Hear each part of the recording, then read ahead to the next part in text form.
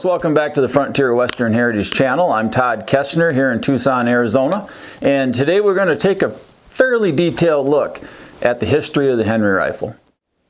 Well, just a couple of things as I start this video. One is that I'm not at the range, and that's coming shortly. I will test some black powder rounds through this Henry rifle. And secondly, I am in period dress, which I usually don't do when I'm not at the range, but the period dress has quite a bit to do with the folks who developed the Henry rifle, and hopefully that will make sense as we get through this video. But to really understand the Henry rifle, we need to go back a long ways, and we're going to go back as far as the 1680s and talk about two different systems starting in the wheel lock era that led up to the invention of the lever action rifle. One of the major systems is the Kalthoff system, and originally in the Denmark area, although that family moved around, it had spread across Europe. So there's multiple places where you can find rifles, lever action rifles from the 1600s in museums across Europe because the family spread out. So that is the one method or one system that was used in the beginning era of lever action rifles, is the Kalthoff version. And secondly is the Lorenzoni version, and that was developed in Florence, Italy, and also is a lever action, very early lever action that went all the way up into the flintlock era as well. The Kalthoff system actually appeared clear back in the 1640s as a wheel lock and then later as a flintlock lever action rifle. The system used a trigger guard lever with projectiles, round balls, in a tube in the forestock and powder in a reservoir in a tube behind the action. The lever opened the breech, inserted a fresh ball, dumped in a powder charge, primed the pan, and wound the wheel on the wheel lock versions. Later, the flintlock version cocked the hammer or placed it at half cock. The Kalthoff style rifle actually did see some military interest, but ultimately it was too expensive to manufacture, and any kind of breakage in the field could not be repaired in the field. The Lorenzoni system, invented by Michael Lorenzoni in Florence, Italy, dates back to the 1680s as a lever action flintlock. In the Lorenzoni system, both the projectiles and the powder were housed in respective reservoirs in the buttstock. Lorenzoni used a hand crank lever on the opposite side of the hammer on the action, and he made both rifles and pistols. So it was quite possible at the time to have a lever action pistol that was a six-shooter decades, centuries before there was a six-shooter. So these two styles of lever action rifles really laid the groundwork for what would come in the future. And we're going to jump ahead about 100 years to John Cookson in Boston, Massachusetts. This is about 1750, the American colonies, and John Cookson was producing the Cookson rifle. He called it the Volition repeater. He originally came from London, moved to Boston in the late 1600s, and he used the Lorenzoni system in the way he made his lever action flintlock rifle. Later, another English gunsmith by the name of John Shaw moved to Boston and began production of John Shaw's Cookson Volition repeater in the 1750s. Since John Cookson started production of his rifle in the late 1600s, he must have been quite elderly by the time he got to the 1750s, if he was even still alive, and John Shaw gave him credit by calling his rifle John Shaw's Cookson Volition repeater. I'm not sure how the word volition got added to the title of these guns, but it was clear back into Cookson's time when he called his gun the Volition repeater. And I don't know if it meant that you were doing things under your own will and volition, which means you're doing things under your own choice, and a repeating rifle guaranteed you'd have that choice. I don't know, but it's an interesting title, and it lasted clear into the 1800s. But getting back to the story, John Shaw was convinced that his rifle would work in wet weather, and he wanted to prove that. So when there was a sizable storm in Boston, he took the rifle outside and he started firing the rifle. Unfortunately, this is crazy as it is, he was struck by lightning and killed. He did manage to get off 3 shots before he was hit by lightning, and in his death, unfortunately, did prove that the rifle would operate in the rain.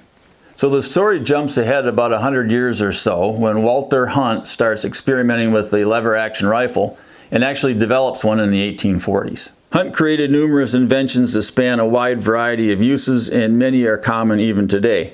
While visiting New York to promote his inventions, He unfortunately witnessed a child in an accident being run over by a carriage.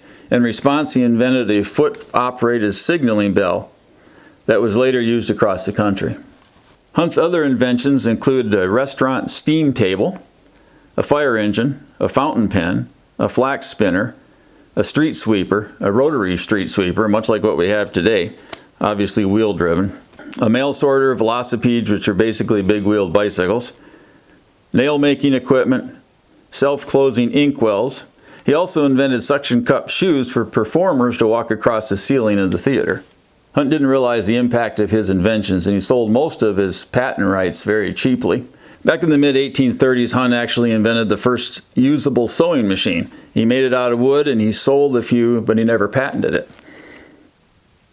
He later sold the idea to investor George Arrowsmith, who will come into the story later, again, as we're looking at the lever-action rifle.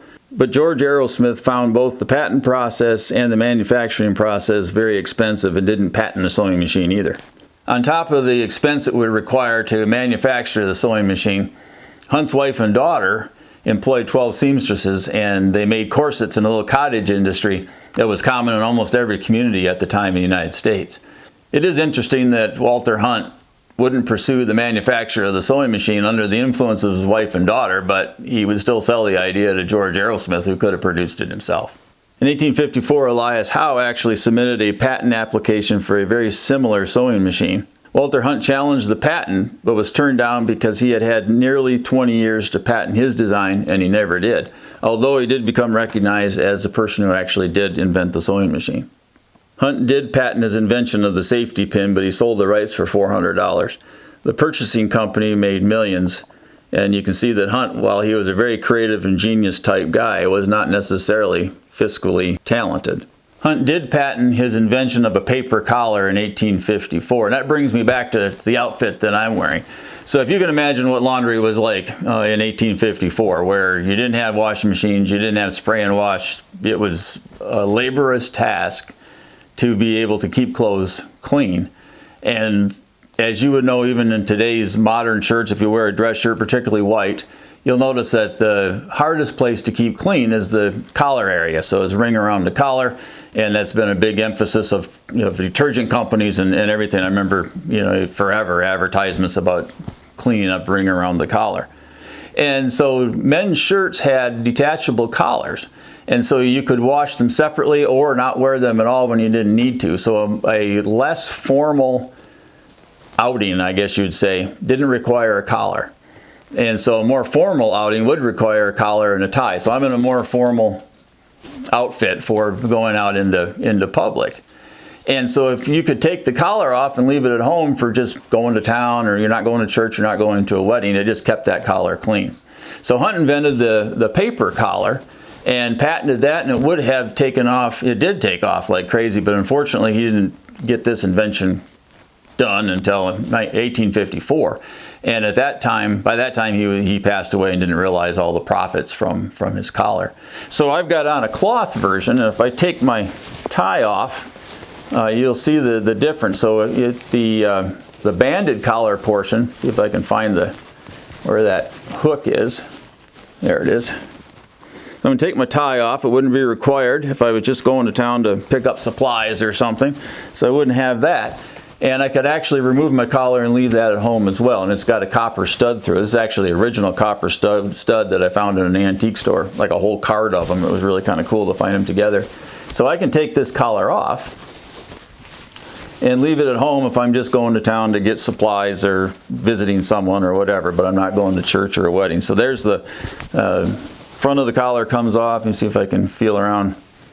This is the collar stud right here. I don't know if I can get that, you can see that or not, but it's just a stud that goes through the shirt and through the collar to hold it on. And then in the back, I've got it buttoned. Some of them had collar studs in the back as well. So let me get that unbuttoned. And then my collar comes off. So I could just go on my casual trip to town like this. I could leave this collar at home, and I could keep it clean that way. I wouldn't have to wash the collar as much. There were collared shirts, and so when you're looking at period correct shirts, some did have collars. They were work shirts, primarily used for labor. And so it didn't matter if you had a dirty collar or not on a collared shirt, because it was a work shirt and that's what you did, worked in it.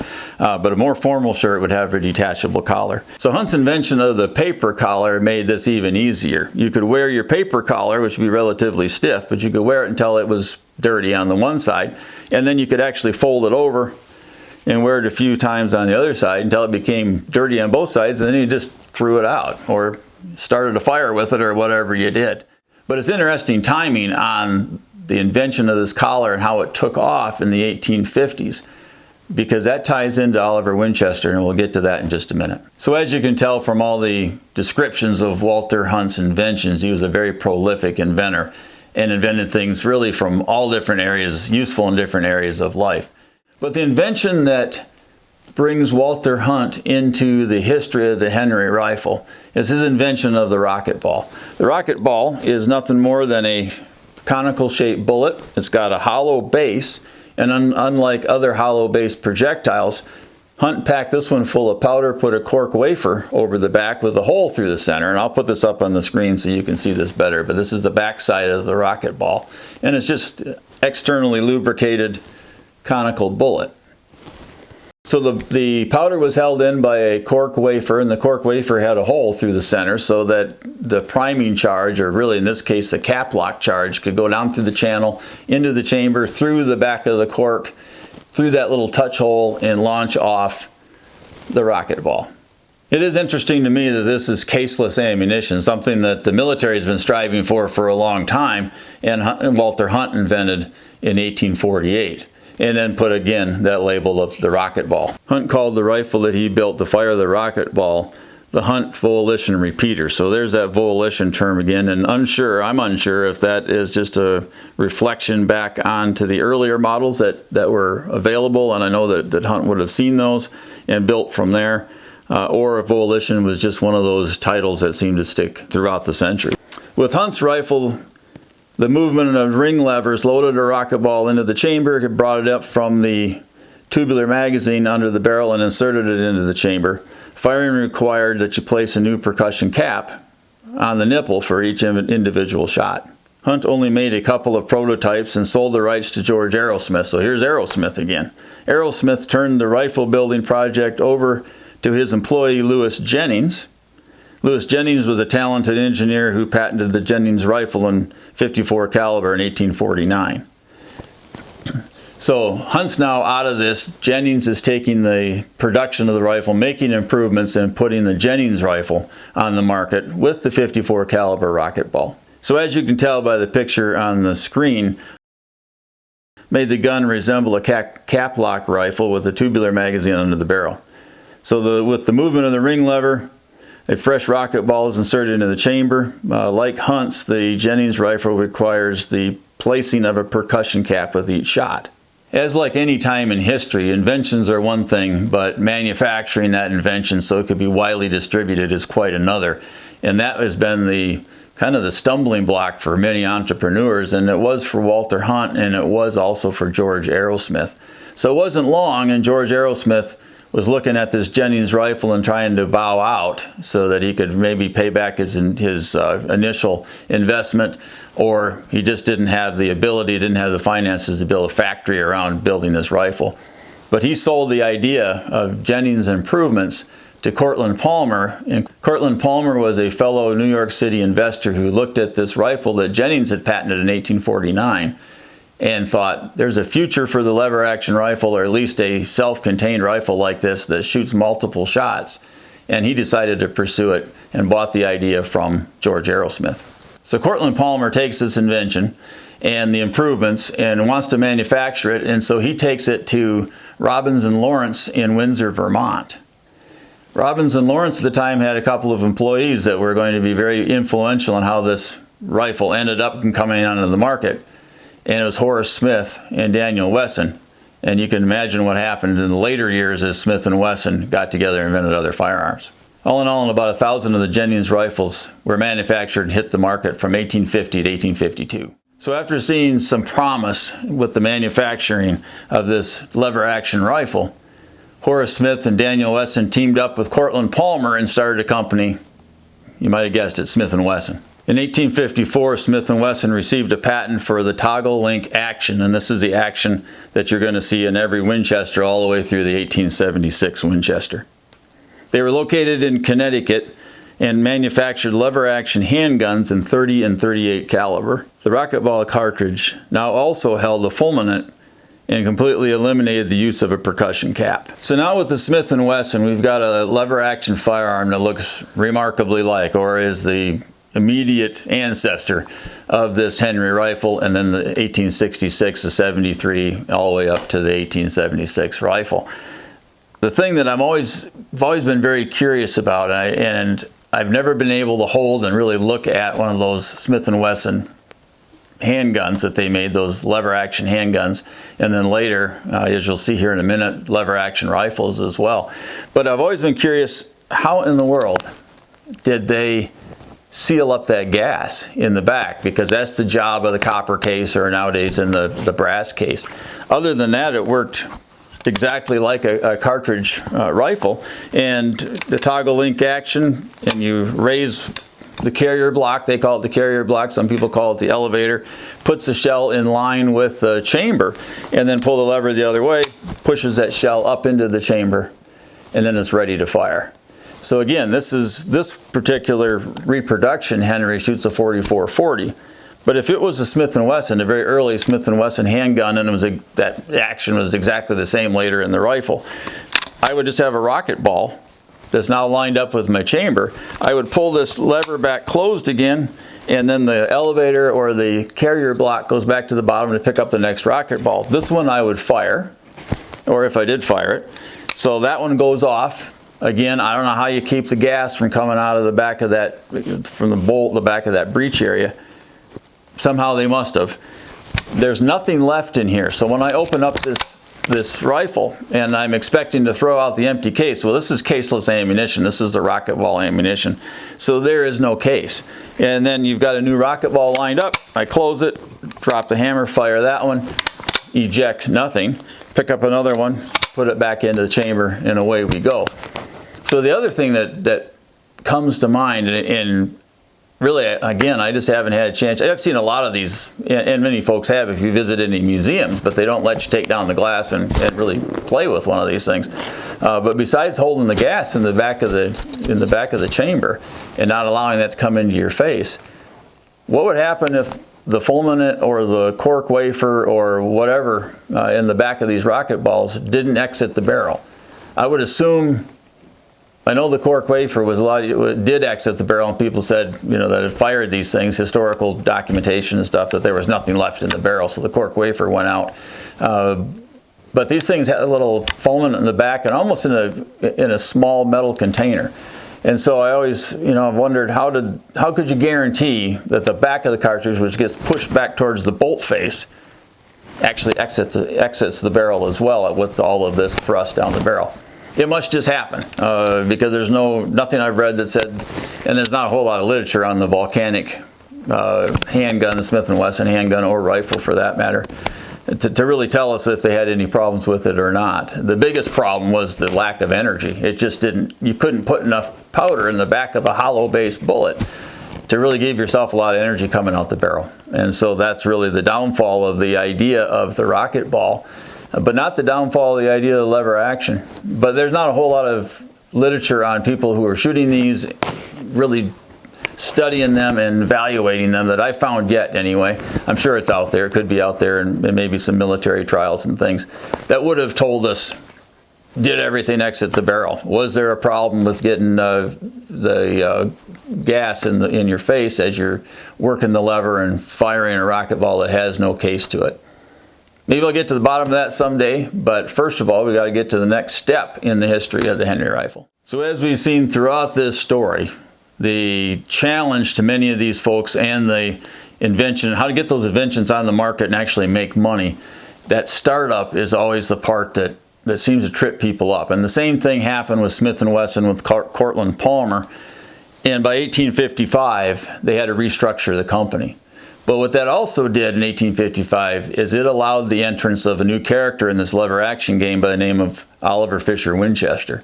So with the introduction of this new investor by the name of Oliver Winchester, the company was reformed as the Volcanic Arms Company in 1855. So not Volition Arms Company, but now they've changed it to Volcanic Arms Company.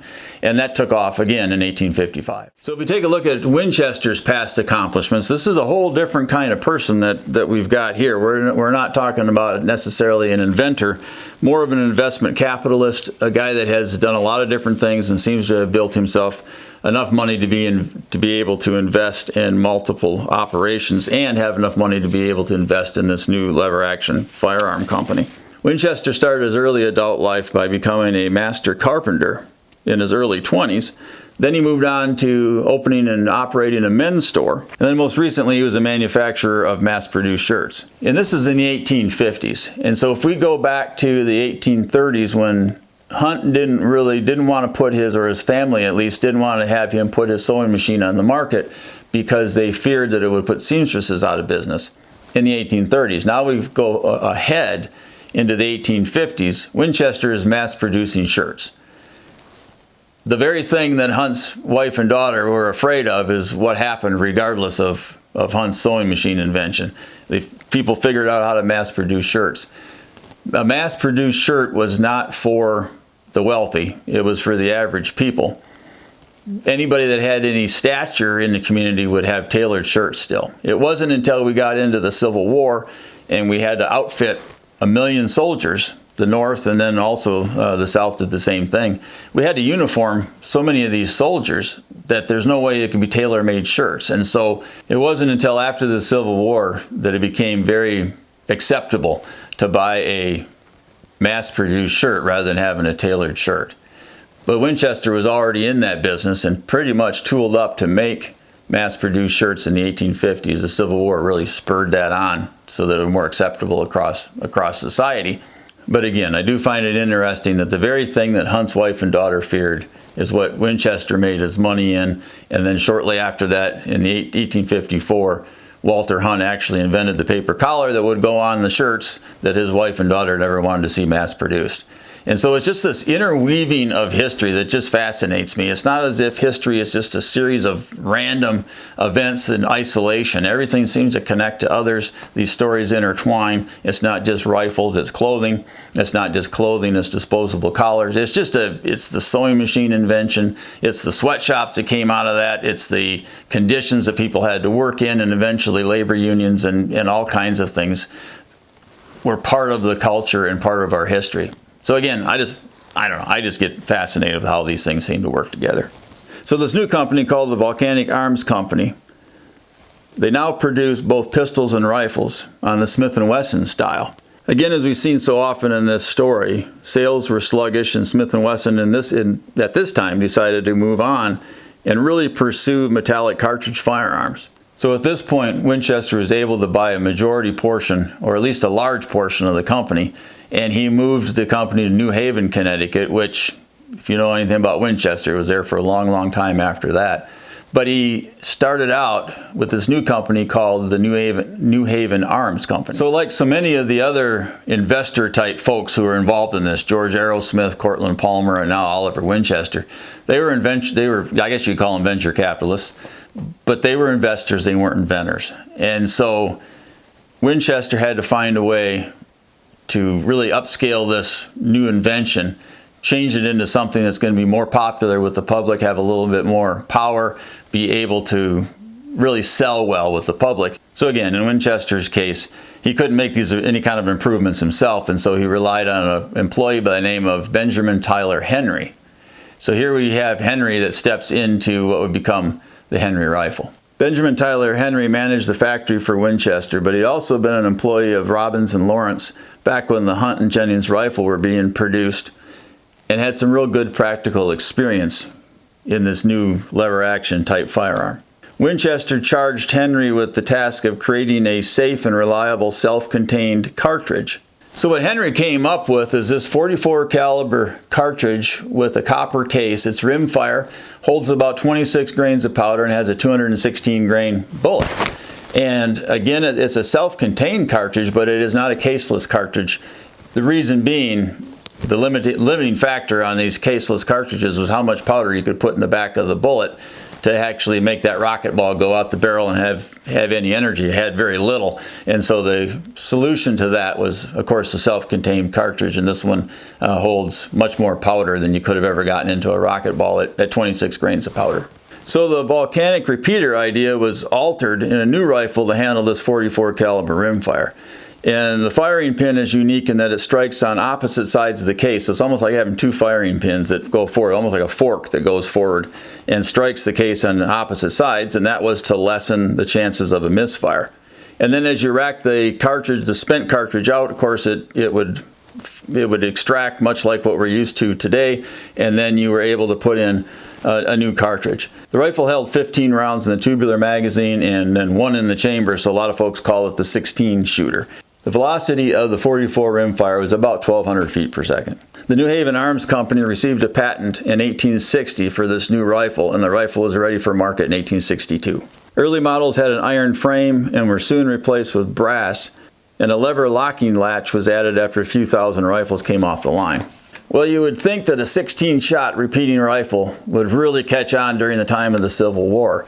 And unfortunately, it didn't for military contracts necessarily, but it sure did within the civilian population.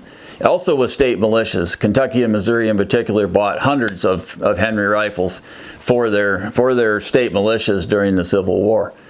Part of the problem that this gun, I guess the reason why it may not have been as widely accepted as you would have thought amongst the United States Army, was at the time commanders and military folks wanted, the officers, they wanted slow, deliberate, aimed shots. That's what they got out of a muzzle-loading rifle, is a slow, deliberate, aimed shot. They were afraid that if we give somebody a 16-shot Henry rifle, they're just going to shoot up all their ammunition, which just seems ludicrous today because we have fully automatic machine guns that are used in war at this point. And yet back then, it just seemed like a waste of ammunition to give somebody a gun that shot that fast and that many times, and they'd never be able to keep up with the ammunition, which could be very true, honestly. Could not keep up with the ammunition demand, and you'd have troops out in the field with no ammunition. And that may hold some merit, but the philosophy of slow, deliberate shots we'll see, will disappear really over the next several years to where repeaters are the gun to have. There's also some flaws with the Henry rifle that really would limit its use in certain applications in military service at the time. And one was the tubular magazine has a slot in it in the bottom right here with a spring-loaded follower. So every time I work the action, this is going to push another cartridge into the carrier block. I'm going to extract the old one, put in a new one, and it forces each cartridge down towards the carrier block. Nothing wrong with that idea. But it also has this slot for that follower to feed down through. Well, if you were in a trench situation, or anytime you were in the dirt, which is often in the Civil War, this thing could become full. This magazine tube can be packed with mud. And that pretty much put you out of business for a while. And if I can get this follower to go up high enough here, like it's supposed to, there we go, I can load it by turning the top of the magazine. Well, it looks like it's part of the magazine tube. Now it's just housing the spring. I can turn this and I can load from the front, and I can load 15 rounds. Not as handy. I guess it's as handy as a muzzleloader, but it's still loading from the front until they came up with the King's Improvement where you could load through the side of the receiver.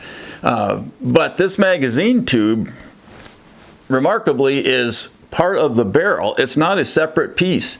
And so you would think, well, it'd be a lot easier, which you would see in every Winchester after this Henry rifle model, would have a separate magazine tube. This is manufactured, the barrel and the magazine tube are connected, and then they would have had wings, and then they spread this around a mandrel. And so you cannot take your magazine tube off of the rifle without just taking the whole barrel off of the rifle. So you can see what kind of an issue that would cause when this thing fills full of mud. And so that's one of the flaws that the military found with the gun. And of course, again, it's the ammunition and keeping our troops stocked with ammunition.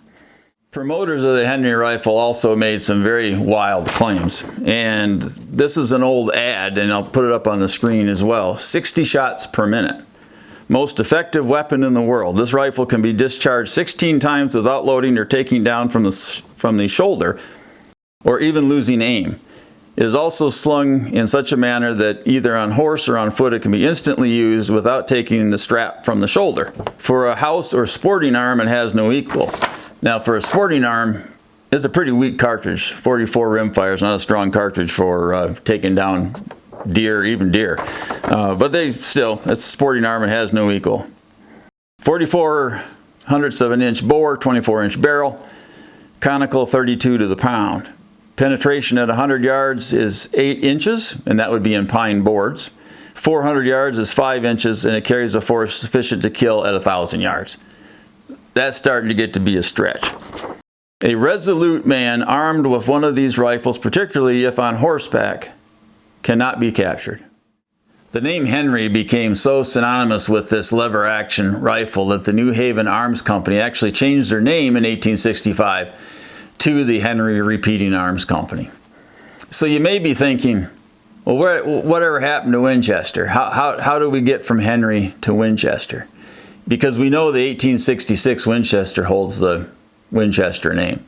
And sometime I'll have an 1866 Winchester, and we will keep that story about the fallout between B. Tyler Henry and Oliver Fisher Winchester and the split that was done there. We'll keep that story when I have a 66 Winchester.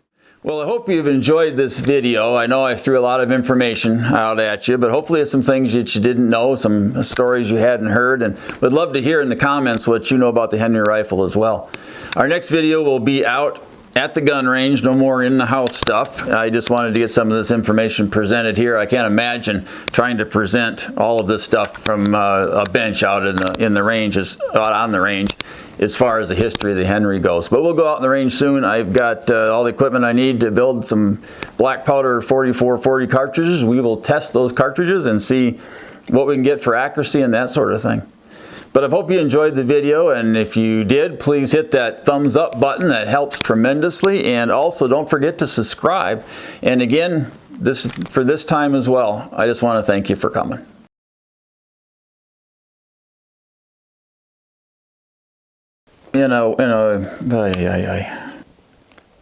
Production,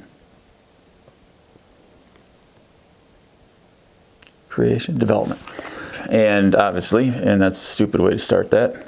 In the bear with me. Robbins. It held 26 grains of black powder.